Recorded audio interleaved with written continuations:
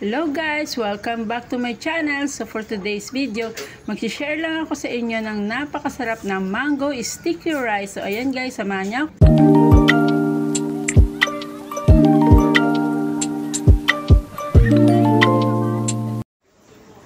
Hello guys! Welcome po sa aking channel. So for today's video, luto tayo ngayon ng mango sticky rice.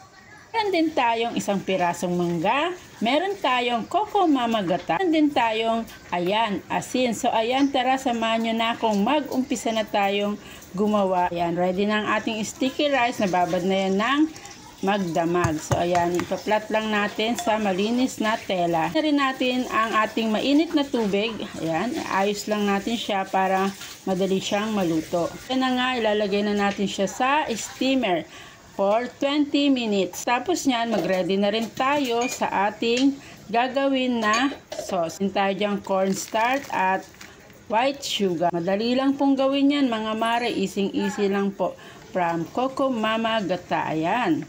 Paan lang natin yan at maglalagay tayo ng asukal at asin para sa ating sauce, sa ating sticky rice. So ayan, asin muna.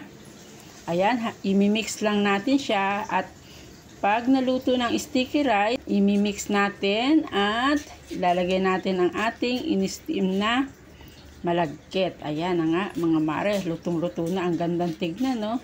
Ang sarap. Po ang pagkaluto pag ganyan ang itsura. Medyo manat. So ayan, ready na. Ilalagay na natin siya. Ayan, wow. Mainit-init pa siya mga mare. Pagkatapos niyan, isi-set aside muna natin at magluluto tayo ng pinaka-sauce ng ating mango sticky rice. Lang natin yan at magdadry na siya mamaya. Nga.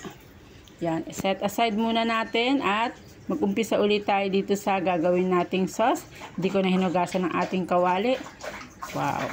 Marami talagang magagawa sa Coco Mama Gata. Baka naman, 2 spoon lamang po ang gagamitin natin na white sugar at asin. So, nailagay ko na rin pala ang ating tart.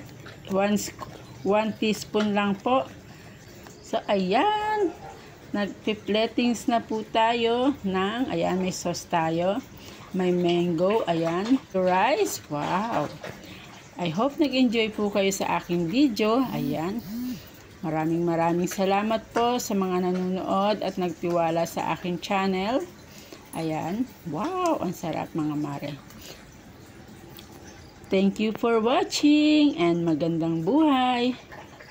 Bye-bye.